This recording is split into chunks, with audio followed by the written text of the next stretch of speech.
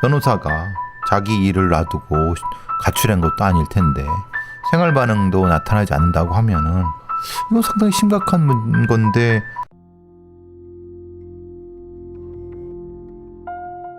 (1990년 2월 20일) 주간지 주간문춘의 편집부.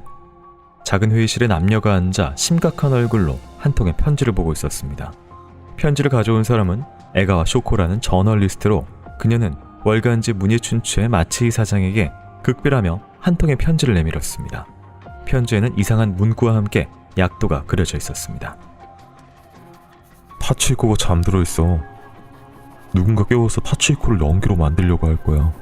빨리 도와줘야 돼. 2월 17일 밤에 연기가 날지도 몰라. 빨리 부탁해. 도와줘. 필적을 감추기 위해서 삐뚤빼뚤 쓰인 것 같은 편지. 약도에는 나무 한 그루가 그려져 있었고 옆에는 X 표시가 되어 있었습니다. 그리고 그곳에 가로로 길게 그려진 구덩이 모양의 그림도 있었습니다. 이 묘한 편지는 요코하마시 이소고 경찰서와 요코하마 법률사무소 두 군데 도착했습니다. 발신인의 이름 없이 니가타현의 소인이 찍힌 편지의 발송일은 2월 16일. 그런데 편지를 읽어본 사람들은 소름이 돋았다고 했습니다. 편지에서 언급된 타치이코는 편지가 도착하기 약 4개월 전인 1989년 11월 4일 실종된 사람 중 한 명이었던 겁니다. 당시 가나가와현 경찰서에 변호사 일가족이 실종됐다는 신고가 접수됐습니다. 요코하마 법률사무소 소속 변호사였는데 사카모토 치츠미 변호사하고 부인 되시는 분, 그리고 한 살 된 아들 타치이코, 이렇게 일가족이 갑자기 사라졌다는 거예요. 실종된 사카모토 변호사의 동료들은 그가 실종 전날 별탈 없이 퇴근하는 모습을 봤다고 했습니다. 그런데 다음날 출근하지 않았던 사카모토. 신고를 받은 경찰은 곧바로 가족의 집으로 향했습니다. 집안은 몸싸움을 한 듯 물건들이 어지럽게 흩어져 있었는데, 이 아수라장 속에서 묘하게도 방 앞에 놓여있는 나무 목마에는 아기의 신발 한 켤레가 가지런히 놓여 있었습니다. 도대체 아이까지 데리고 부부는 어디로 사라져버린 것일까? 그런데 집안에 깔려있던 카페트에서 중요한 단서가 발견됐습니다. 한 종교단체에서 사용하는 간부용 배지가 떨어져 있었던 겁니다. 사카모토 변호사는 당시 해당 종교와 심한 갈등을 겪고 있던 상황. 그러나 이상하게도 경찰의 수사는 적극적이지 않았습니다. 종교단체와의 연관성을 무시하면서 빚 때문에 실종됐다거나 수임료만 받고 잠적했다는 등 실종을 변호사 개인의 문제로 치부하고 사건을 가볍게 처리했던 겁니다. 그렇게 수사가 제대로 진행되지 못하던 중 그 묘한 편지가 도착했고, 경찰은 편지에 그려진 장소를 찾아 땅을 파기 시작했습니다. 편지가 도착하고 4일 뒤에 현경에서 편지 속 장소를 수색했는데 당시 눈이 60cm나 쌓여서 경찰 45명이 수색에 동원됐어요. 한 반나절 정도 눈을 치우고 땅을 파헤쳤는데 아무것도 찾지 못하니까 바로 수색을 중단해버렸어요. 당시 수색을 중단했던 경찰은 이후 몇 년 동안 사카모토 변호사 일가족 실종 사건을 재수사하지 않았습니다. 그렇게 경찰이 손을 놓은 사이 5년이 지났습니다. 1995년 3월 20일 오전 8시 일본 도쿄. 일본의 직장인들이 바쁜 걸음으로 열차에 몸을 싣고 있던 때 5명의 남성들이 어딘가 이상한 움직임으로 걷고 있었습니다. 이들은 액체가 담긴 비닐봉지 2개를 신문으로 감싸 들고 마루오누치선, 히바야선, 지요다선에 각각 올라탔습니다. 이후 물건을 조심스럽게 바닥에 내려놓고 주변을 한번 둘러본 후 우산 끝으로 봉지를 쿡 찔러 구멍을 낸 후 유유히 사라지는 남성들. 잠시 후 한 시민은 이상하게도 주위가 어두워지고 눈앞이 캄캄해짐을 느꼈습니다. 다리가 부들부들 떨리고 경련이 일었습니다. 눈물 콧물이 줄줄 흐르고 숨도 제대로 쉴 수 없어 얼른 역 밖으로 나가야겠다는 생각뿐이었습니다. 흐려지는 정신을 붙잡으며 역 밖으로 겨우 빠져나온 순간 눈앞에는 지옥이 펼쳐져 있었습니다. 바닥에 사람들이 쓰러져 있었는데 모두 입에 스푼을 물고 있었습니다. 혀가 말려 들어가 기도를 막을까 누군가 물려든 것이었습니다. 시민은 영무원에게 도움을 청했으나 오히려 영무원이 초점 없는 눈으로 살려달라고만 말할 뿐이었습니다. 이건 기나긴 이야기의 일부에 지나지 않습니다. 모든 건 영화나 만화 같았습니다. 말이 안 되었지만 정말로 그 일들이 벌어졌습니다.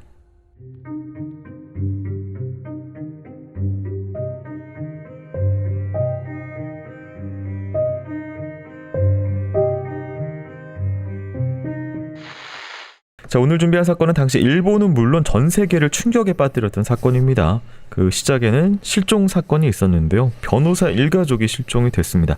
한 살 아이입니다. 한 살 아이까지 같이 없어졌고요. 집안에 몸싸움을 한 흔적들이 있었고, 그때 당시 갈등 관계에 있었던 종교 단체가 있는데 그 단체 간부 배지가 바닥에서 발견이 됩니다. 이거 어떻게 추정을 해야 될까요? 근데 왜 수사가 이렇게 좀 밀도 있게 되지 않았는지 모르겠네요. 네. 왜냐하면 가족이 실종됐다고 하면 그것도 다 큰 성인 둘이 네.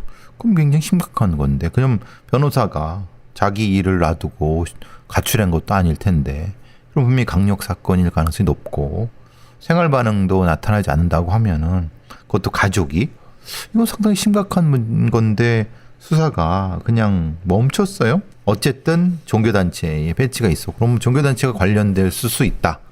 그럼 그 종교단체를 수사를 해야 되는데 더 진행이 안 된 거 보면 좀 이상하긴 해요. 좀 노골적이잖아요. 그러니까 예를 들면은 그 현장을 정돈하거나 은닉하거나 아니면 스테이징하거나 이게 너무 노골적으로 무슨 일이 있었어 이 집에서. 그리고 어떤 증거도 있고 이게 좀 너무 뭔가 치밀하지 않은 느낌이어서 오히려 이게 좀 반대로 생각할 수도 있을 것 같고요. 그러니까 숙련이 안 된, 훈련이 안 된 이런 사람들을 동원해서 네. 그러니까 이 광신도들 동원해서 그냥 쓱 마구잡이로 하다 보니까 이렇게 하다 보니까 그게 되지 네. 않았을까. 네. 특히 이런 만약에 사이비 종교라든가 광신도 집단은 그럴 수 있죠.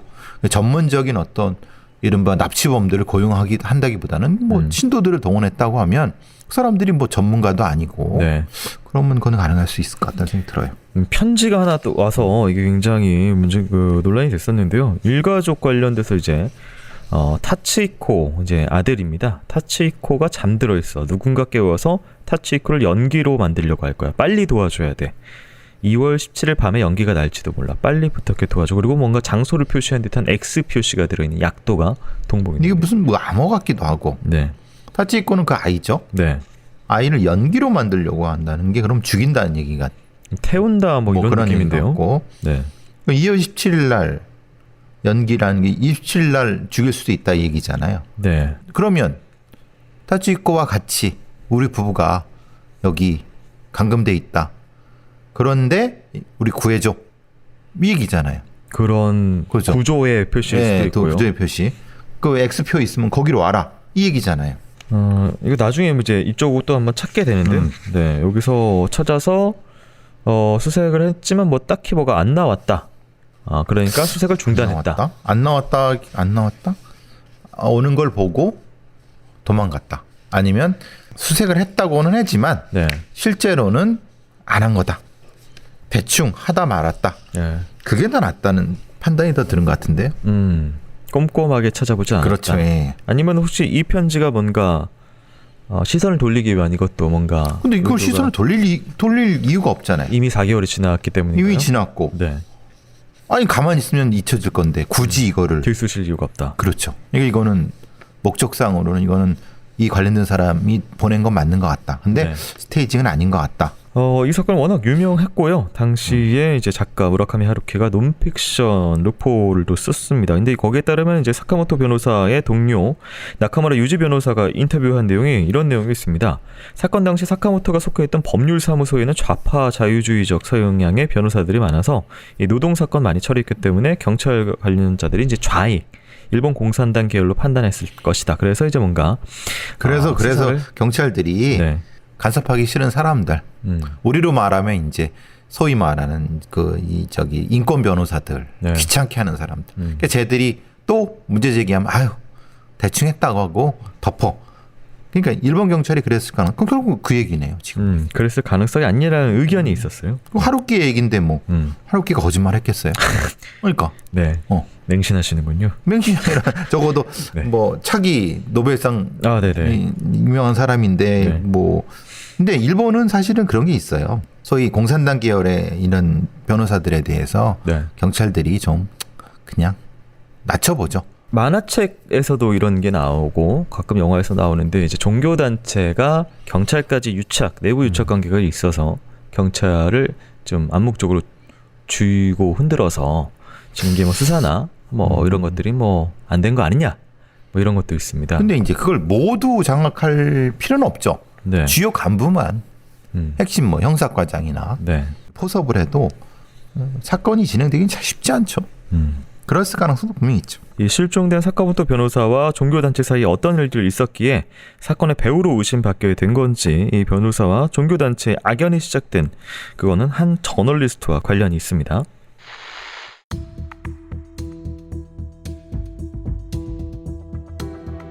앞서 법률사무소에 도착했던 그 수상한 편지를 열어본 저널리스트 에가와 쇼코. 그녀는 1980년대 후반 갑자기 인기를 얻기 시작한 어느 신흥 종교를 취재하고 있었습니다. 어느 날 한 여성이 찾아와 딸이 종교단체에 빠져 집에 돌아오지 않는다며 도움을 요청했던 겁니다. 아니, 딸이랑 전혀 연락이 되지 않는다면서 아는 변호사 있으면 도움을 달라고 하는 거예요. 그래서 제가 지인으로 알고 지냈던 사카모토 변호사가 떠올랐어요. 도쿄대학 법학부를 졸업하고 인권 변호사로 활동하던 사카모토 츠츠미 변호사. 그는 이미 통일교에 관련된 사건을 맡았을 만큼 종교단체 사건에 경험이 있는 변호사였습니다. 에가와 쇼코의 소개로 신흥 종교단체의 피해자를 만나게 된 사카모토 변호사. 그 종교단체는 생각보다 심각한 인권 침해를 하고 있었습니다. 기부금 혹은 헌금을 목적으로 신도들의 전 재산을 몰수하고 있었고, 출가라는 이름으로 신자들을 가족과 분리시킨 뒤 연락을 끊게 만들었습니다. 출가할 때 기본 조건은 재산을 모두 교단에 기부한다 였습니다. 당시 사카모토 변호사가 작성한 종교단체의 피해 목록을 보면 사기성이 다분한 내용들로 가득했습니다. 교주 피가 들어간 액체를 용량별로 5만엔, 10만엔, 비싸게는 100만엔에 신도들한테 팔면서 이 액체 마시면 해탈한 교주의 영적인 에너지가 몸속에 들어간다, 이렇게 홍보를 했고요.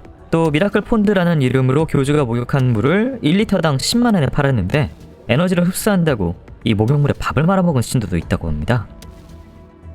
교주를 신성시하며 돈을 목적으로 말도 안 되는 사기를 치고 있었던 겁니다.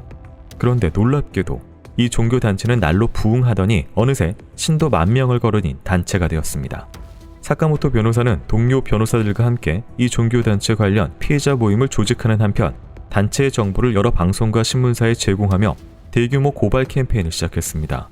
그러자 종교단체는 사카모토가 소속되어 있던 요코하마 법률사무소에 항의 전화와 항의문을 보내자는 내용이 담긴 전단을 뿌렸습니다. 하지만 이는 아무 효과가 없었습니다. 오히려 사카모토 변호사는 신흥 교단과 맞서는 용기 있는 변호사로 주목을 받았습니다. 그러던 중 1989년 10월 26일 일본 민영방송국 TBS 텔레비에서 해당 신흥 종교와 관련된 특집 방송을 준비하며 사카모토 변호사의 인터뷰를 촬영했습니다. 제작진은 해당 종교단체의 간부들에게도 연락해 방송 촬영을 제안했는데 간부들이 거절하자 사카모토 변호사가 단체를 비판하는 인터뷰를 했다는 사실을 흘리며 촬영을 성사시키려 했습니다. 그러자 종교단체는 사카모토 변호사의 인터뷰 영상을 보여주지 않으면 촬영을 하지 않겠다고 협박했습니다. 결국 취재원을 보호하지 않고 방송 전 사카모토의 인터뷰 영상을 종교단체에 공개한 방송사. 종교단체의 간부 중 한 명은 인터뷰 영상을 보면서 변호사의 신상과 관련된 사항을 꼼꼼히 기록했습니다. 그리고 며칠 뒤 사카모토 변호사의 일가족이 실종됐던 것입니다.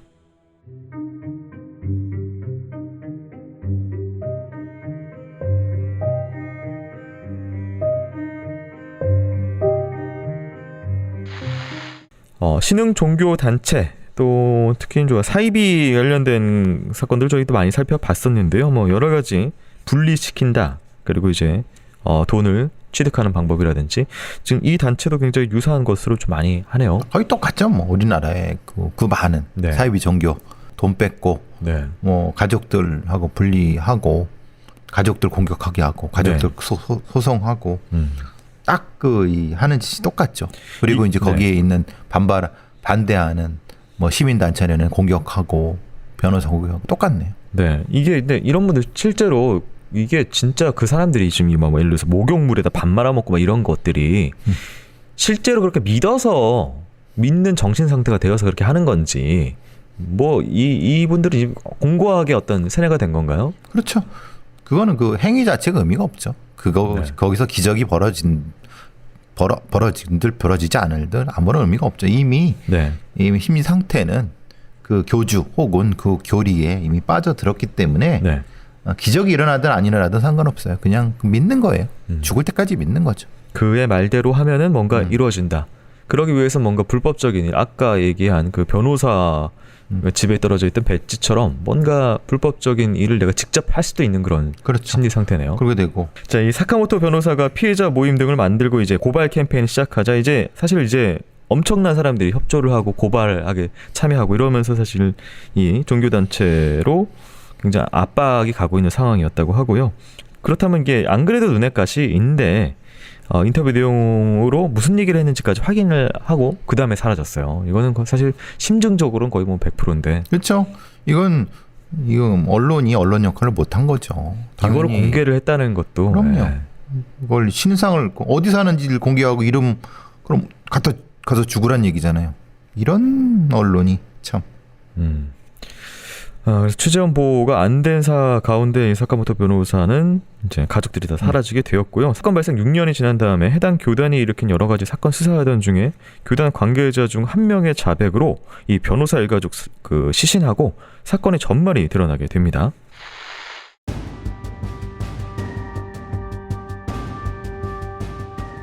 그렇게 시간이 흘러 경찰 조사 중 교단 관계자인 오카사키 카즈야키가 자신이 그 지도가 들어있는 편지를 보냈다고 자백했습니다. 그 진술에 따르면 11월 3일 교단 내 수석과학자 무라이 히데오를 중심으로 한 6명이 사카모토 변호사를 퇴근길에 납치해 염화칼륨을 주사한 뒤 시신을 버리고 도주하려 했으나 그날이 공휴일이라 범행이 무산되었습니다. 결국 다음 날인 11월 4일 오전 3시 이들은 사카모토의 집에 침입했습니다. 11월 4일 간부디를 따라서 사카모토 집으로 들어갔습니다. 문은 열려 있었어요. 들어갈 때 문을 소리내어 닫아서 간부 한 명에게 야단 맞았습니다. 가족 3명이 내천자로 자고 있었습니다. 긴장으로 가슴이 두근두근 했습니다. 사카모토의 가슴에 올라타 염화칼륨을 주사했는데 듣지 않아서 오카자키가 목을 졸라 살해했습니다. 사카모토의 아내는 이이미가 목 졸라 살해했습니다. 저는 1살 아이를 처리하려고 했는데 아이가 갑자기 울어서 황급히 입을 방석으로 막아 죽였습니다. 이들의 시신을 드럼통에 집어넣은 뒤 외딴 시골 지역 3곳에 분산해 안매장했는데 사카모토 츠츠미는 니이가타 현에, 아내 사코토는 토야마 현에, 아들 타치히코는 나가노 현에 묻었습니다. 만일 시신이 발견되더라도 경찰이 3건의 안매장을 서로 연관짓지 못하게 하려는 계획이었던 것입니다.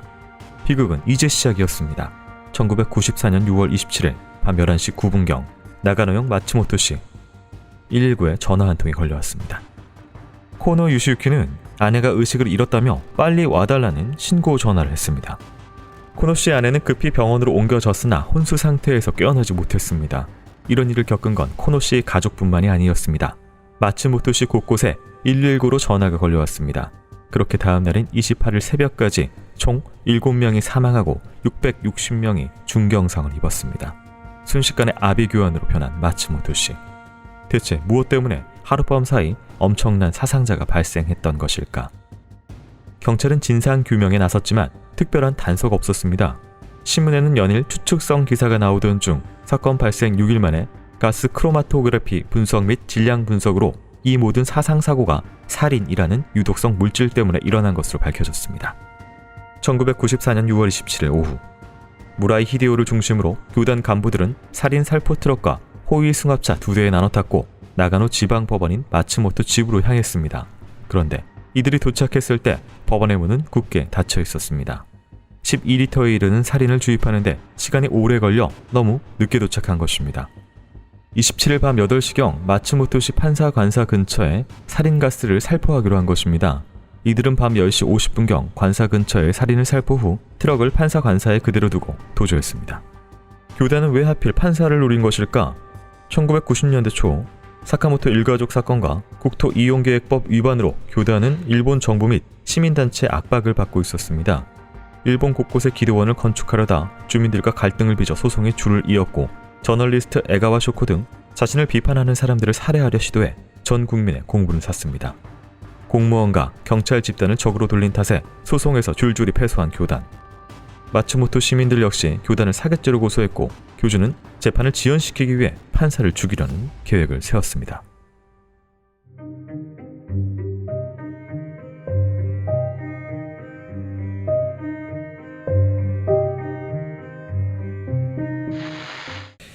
자, 편지를 내가 썼다라는 교단 내 관계자가 나왔습니다. 그래가지고 본인 이제 진술을 이렇게 한 것인데 가족들이 어떻게 자고 있었고 어떤 계획이었고 어떻게 살해했다 이런 진술 내용을 보면은 이거는 뭐 사실에 부합하는 내용이라고 보시나요?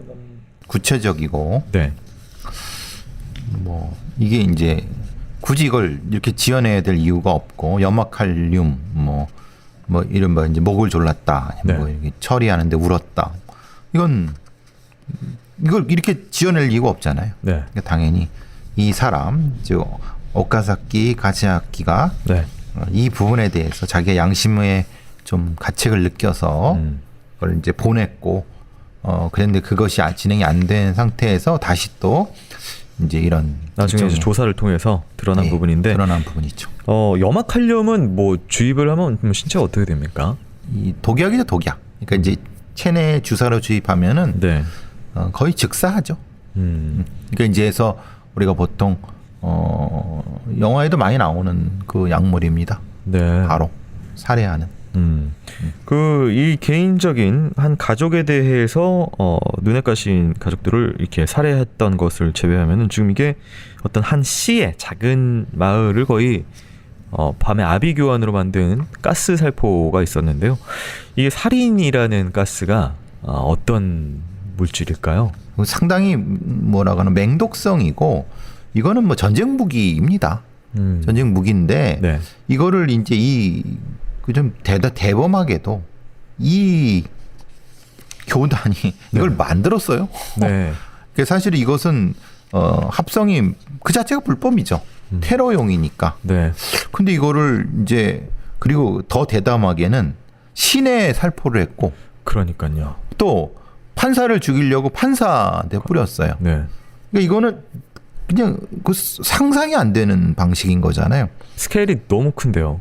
살인가스도 네. 문제가 있지만은 특별한 어떤 한 사람을 죽이려고 하는 거에서 벗어나서 네. 그냥 무차별하게 시민들이 자기를 교단을 고소하니까 시민들을 다 죽이려고 한 거잖아요. 그러니까 우리를 반대하면 적이다 이건가요? 그렇죠. 완전히. 네. 살인은 당연하게도 이건 살인 전쟁 무기를 네. 일반 민간인한테 살포한 형태죠. 근데 이들이 하는 행동 이런 것들이 사실은 공포스럽기도 한데, 그러니까 말 그대로 그냥 무작정이라고 해야 될까요? 이게 뒤 없는 그러니까요. 그런 행동들을 해버리니까. 전혀 뭘 재거나 네. 아니면 뭔가 이제 뒷감당을 어떻게 할 거냐 이런 건 전혀 없이 교묘함이 없어요. 네, 그냥 네. 해 뿌려 다 죽여야 돼 뭐 이런 형태예요. 거의 종말론에 가까운 형태잖아요. 네. 선을 완전히 넘어버린 것으로 보이는 종교 집단, 그러나 최악의 상황은 아직도 오지 않았습니다.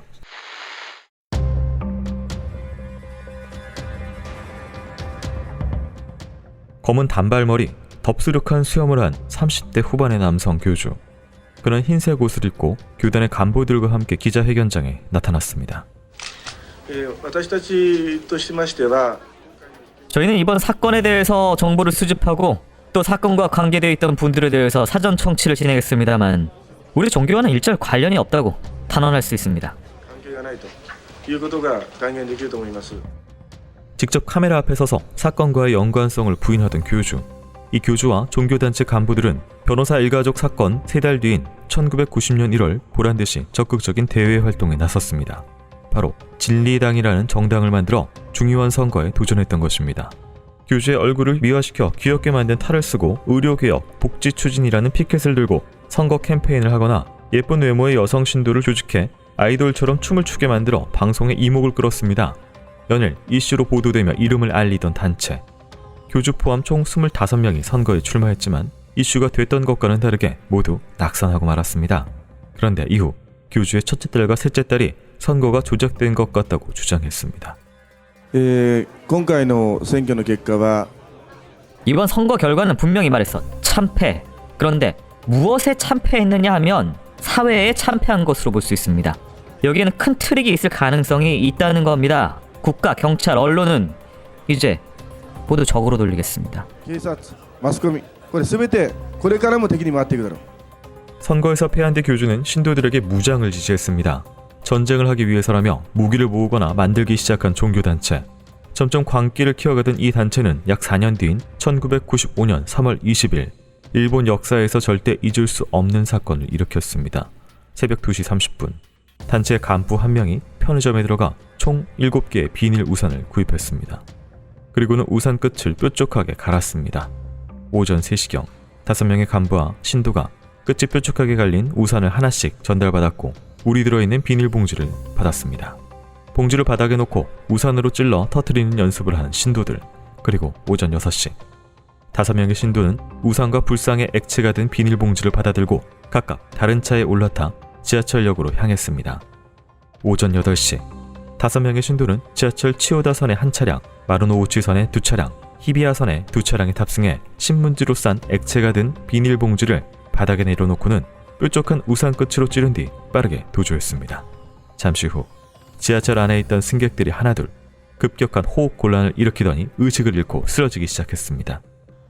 사건이 있던 날 아침에 좀 늦게 일어나서 저 차를 2대나 놓쳤습니다. 그런데 히비야섬 전차가 멈추더니 폭발물이 발견되었다고 다 내려달라는 거예요. 모두 지상으로 올라가라고. 그래서 나가보니까 약 20-30명 사람들이 바닥에 쓰러져 있었어요.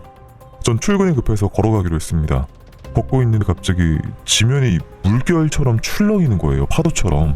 당황해서 지면에 손을 대봤는데 아무 이상이 없었어요. 이 일로 13명이 사망하고 6,300명이 중경상을 입었습니다. 출근길 지하철을 순식간에 지옥으로 만들어버린 사건. 일명 도쿄 지하철 독가스 테러로 알려진 이 사건의 배우는 교주인 아사하라 쇼코가 이끌던 단체 옴 진리교였습니다.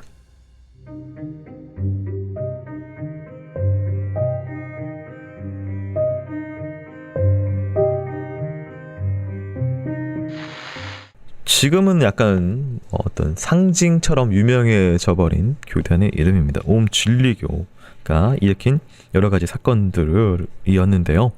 선거를 나간다. 선거에 내가 나가겠다 해서 선거를 나가고 근데 이게 안 되니까 패하니까 갑자기 이게 말 그대로 요새 말로 이제 태세 전환이라고 하는 급격한 뭔가 반대로 무장, 무기, 생화학 무기 이런 것들이 있는데 이 어쨌든 교주의 방향성으로 움직이는 거잖아요, 교단은.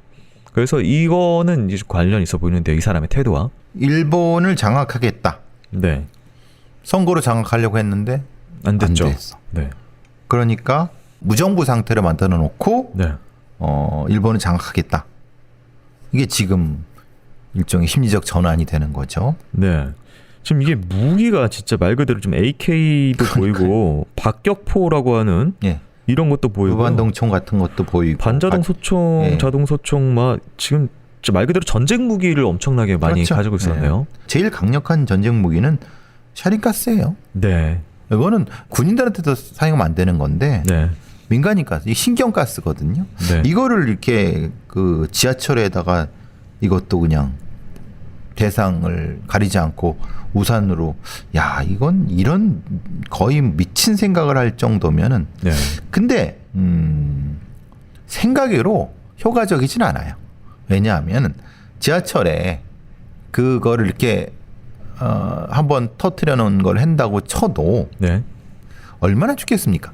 본인들 생각이라고 하면야 수천 명이 죽을 거라 생각하지만은 네. 실제로 그렇게 죽지 않습니다. 왜냐하면 이거는 그냥 그 부분에서만 봉쇄하면 되거든요. 네. 계획을 짜되 뭔가 좀 어설프게 짜는 거예요. 계속 그런 것 같아요. 예. 근데 그 어설프라고 한다는 게 결국은 어떤 상당히 치밀한 것이 아니라 교주의 그냥 일종의 교시 같은 거로 이루어지니까 살인을 쓰도록 해라. 사람들이 많은 어디에다 쓰도록 해라. 그냥 그거를 수행을 하는 거네요. 그렇죠. 예. 네. 근데 정확히 어떻게 얼마를 그리고 이 사람을 훈련했는데 어떻게 이런 것까지는 안 되는. 네. 근데 문제는 또 여기 밑에 있는 신도들 중에 엘리트들이 많았고 네. 그 엘리트들은 분명히 이걸 만들 수 있었고 수행력도 있었고 이게 비극이죠. 이 옴질리고의. 가스 테러 있었던 지하철 3개 노선이요. 도쿄의 주요 관공서 산하기관이 밀집한 곳을 지어가는 노선으로 출근하는 공무원이나 회사원이 많았다고 하고요. 당시 이제 테러범들은 실행 2시간 전에 예방약을 먹고 범행을 저질렀다고 합니다. 네, 일종의 신경가스 작용제를 네. 완화시킬 수 있는 예방약이 있습니다. 네. 근데 뭐 완전히 그런 건 아닌데, 그러니까 원래 이렇게 테러를 하긴 하는데 네. 주요 공격 목표는 이제 도쿄 내에서도 주요 공무원들. 네. 근데 이것도 웃긴 건 그래요. 공무원 하급 공무원들을 죽인다고 해서 네. 일본 사회가 무너집니까? 그러니까 생각은 이런 것 같아요. 공무원들이 지나가는 곳에서 공무원들이 다 죽어버리면 이게 좀 마비가 되겠지? 그렇죠. 이렇게 생각했던 것 같아요. 그러니까 사회 시스템을 몰라도 전혀 모르는 거죠. 네. 그러니까 공무원을 일부 죽인다고 해서 사회가 마비된다는 건 말이 안 되는 거고, 그러면은 아예 생각해 보시면 고급 공무원들을 타겟으로 암살이나 네. 저격 그럴 능력은 또 없어요. 네. 그리고 그럴 수 있는 어떤 상황도 아니에요. 그냥 집단적으로 한 건 터트리고 마는 형태예요. 그러니까 차근차근 시기를 거쳐서 네. 누구누구를 뭐 총리 대신 천황 아니면 뭐 누구누구 이렇게 해서 어떻게 이런 것도 아니에요. 그러니까 이게 좀 어설프기도 하고 대범하기도 하고 어떨 때는 좀 미친 것 같기도 하지만 네. 만든 건 또 대단한 살인가 뭐 물론 아주 복잡하진 않지만 네. 이게 막 섞여 있는 거죠. 이 도쿄 지하철 테러 배후에 이 옴진리교가 있다는 걸 빠르게 파악한 경찰은 후지산 인근의 교단을 시설 급습했고요. 교주와 함께 주범자들을 체포하게 됩니다. 그들이 숨기고 있었던 진실 무엇인지 한번 살펴보도록 하겠습니다.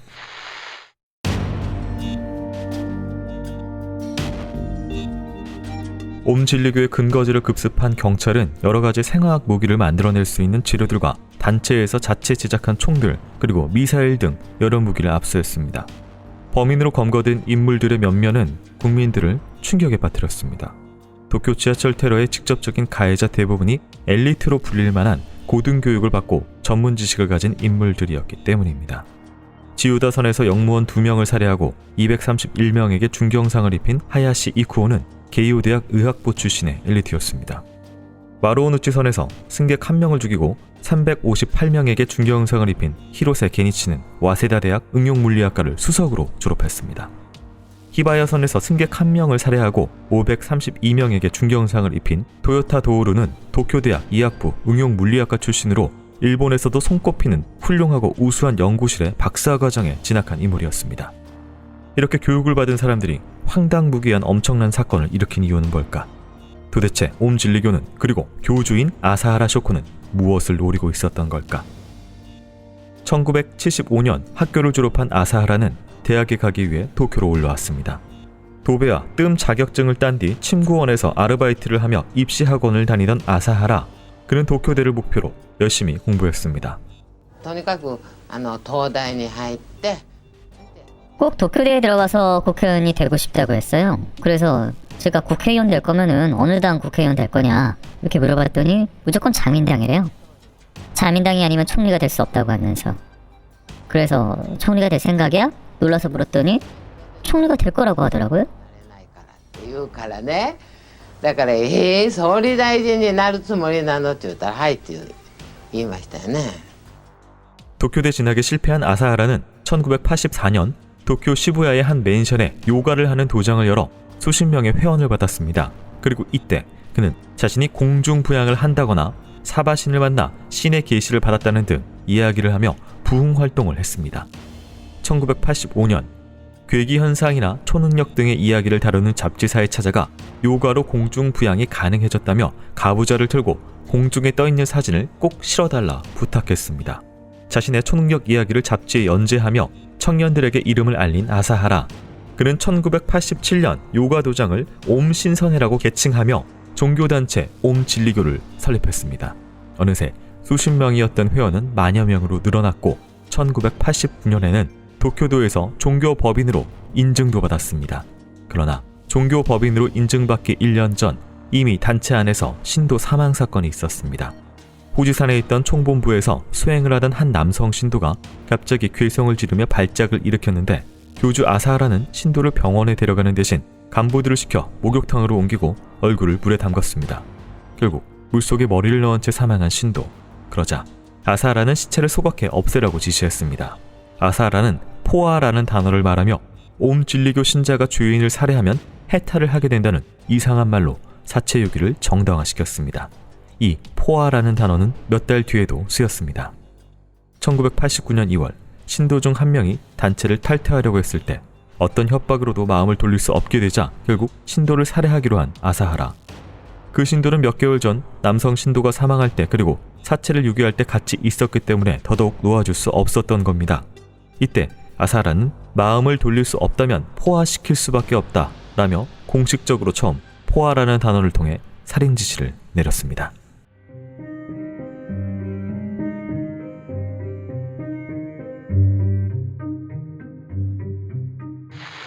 네, 저는 사실은 이제 일본의 유명한 20세기 소년이라는 만화도 그렇고 이거 영향을 받은 많은 그 친구를 포화시켜야겠다라든지 이런 것들에 영감을 받아서 많은 작품들이 있는데요.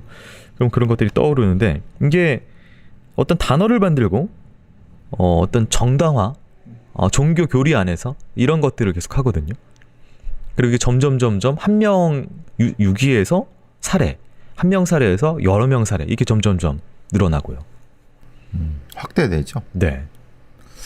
이제 아마도 이 아사하라 쇼코가 여러 가지 실패를 많이 하고, 근데 어느 순간인가 자긴 초능력이 있다, 자긴 공중부양을 한다 이렇게 하면서 뭔가 사람들의 어떤 마음을 좀 산 것 같아요. 네. 근데 그 마음을 산 거는 아마 일본 사회의 90년대에 잃어버린 20년과 관련이 있을 거예요. 아마 그거는. 80년이 지나면서 이제 버블이 붕괴되기 시작하죠. 굉장히 네. 사회적으로 불안하고 네. 그 불안한 것을 이제 좀 상처를 치유해 주는 것이 보통 이런 요가나 이런 것들이 있지 않습니까? 약간 좀 당시 뉴에이지라고 그렇죠. 비슷한 형태죠. 그러지는, 네. 생긴 것도 이렇게 일부러 머리를 약간 힙해처럼 또 기르고 했고, 신비하게. 네. 네. 이게 다 사진 조작이지 않습니까? 이게. 공중부양이요? 공중부양 밑에 이걸 네. 이제 지운 거니까. 근데 실제로 존재하지 않는다고 하지만은 이 사람들은 이 아사하라 쇼코를 보고 네. 믿게 되면서 그가 하는 모든 말을 신뢰하게 되고, 그래서 포화라고 하는 결국 살인 짓이죠. 네. 그거를 믿게 되면, 한번 믿게 되면 한 사람이 말하면 믿지 않지만 여러 사람이 같이 믿게 되면 또 믿는, 네. 이게 이제 종교단체, 특히 이런 사이비 종교의 핵심적인 교리 연결이죠. 그러니까 이런 생각을 합니다. 이제 똑똑한 사람들은 어떤 그런 것에 잘 안 속는다, 사입이 안 속는다라고 하는데, 지금 이제 말 그대로 거의 이런 말씀을 좀 나누긴 그렇지만 엘리트 코스라고 하는 지식인들 중에서 그런 코스를 밟고 있던 사람들이 지금 이제 주요 그렇죠. 간부로. 네. 네. 주요 간부죠. 사실 우리가 말하는 우리나라에도 지금 존재하는 네. 여러 특히 코로나 때 대구에서 문제됐던 네. 단체, 종교 단체. 예전에 학생운동 했던 사람들이 거기에 들어가서 조직한 겁니다. 그게. 아, 그런가요? 예전에 NL, 네. 주사파. 이제 그래서 깜짝 놀라죠, 사람들이. 아니, 당신들은 진짜 80년대에 일명 민중을 위해서 네. 참몸 던졌다라고 하는 사람들이잖아요. 그렇게 학생운동 했던 사람이 네. 지금 이게 말이 되느냐. 네. 그래서 그 사람들의 조직 방식이 매우 학생운동, 사회운동 세력과 비슷합니다. 아, 침투하고 네. 그런 게. 지금 말씀드리는 게 뭐냐면, 엘리트라고 해서 네. 종교에 안 빠진다. 그건 허상입니다. 옛날부터 네. 과거 이제 40년대, 50년대 미국에서도 여러 소위 말하는 엘리트들이 그 종교에 빠지고, 그래서 다른 일반 비일 엘리트들을 많이 이제 이 종교로 네. 몰아갔죠. 아사하라 쇼코가 만든 옴진리교는 아주 대표적인 그게 정수입니다. 철학계에서도 이제 이성주의가 붕괴되기 시작한 게 이성으로 쌓아 올린 논리가 세계 2차 대전이라는 결과로 치달으니까 과연 이게 옳은 것이냐, 이렇게 하면서 그게 또 붕괴되기 시작하는데, 이때 만만치 않은 충격을, 일본 사회가 비슷한 충격을 또 겪게 된 그런 사건이 된 것 같고. 얘네들은 선거를 통해서 네. 일본을 전복하려고 했어요, 처음에는. 네. 그러니까 이게 조직 내에, 교단 내 조직 부서를 무슨 과학 무슨 학부 이런 식으로 안에, 그러니까 유사 국가 조직처럼 이렇게 만들었다고. 그렇죠. 문화부, 네. 말하자면 과학기술부 이렇게 만든 옴진리교 거죠. 과학기술부 이런 식으로 이렇게 만든 거죠. 네. 장관 누구 이런 식으로 얘기를 했는데, 일종의 섀도우 캐비넷을 만든 거죠. 네. 원래 총리가 되고 싶었던 아사하라 쇼코는 자신의 왕국을 결국 건설을 하려고 했는데 네. 좌절이 되고, 네. 그 교주를 믿는 사람들한테 완전히 불법적이고 반인륜적인 방식으로, 네. 즉 일본을 무너뜨리고 새로운 일본을 만든다. 그게 이제 그래서 옴 진리국. 진리국을 만들겠다. 네, 그렇죠. 그게 얘네들의 목표예요. 그래서 사람을 다 죽인 거예요. 사건 이후에 이제 재판도 굉장히 오래 걸렸습니다. 16년에 걸쳐서 재판이 진행이 됐고요. 교주 아사하라 쇼코, 본명은 마스모토 지주오입니다. 주모자 3명은 사형, 다른 5명 무기징역을 선고받았고요. 이 이외에 사건 관련인 총 188명에게 유죄 판결이 내려졌습니다. 교주 비롯해서 사형 선고를 받은 13명은요. 2018년에 사형이 집행됐습니다. 이 당시에 아사하라의 종교적인 어떻게 할 거냐 할 때 마지막에 종교 의식은 안 하겠다라고 얘기를 했었고요. 사형 직전에 멍하거나 담담한 표정으로 사형을 받아들였다고 하고요.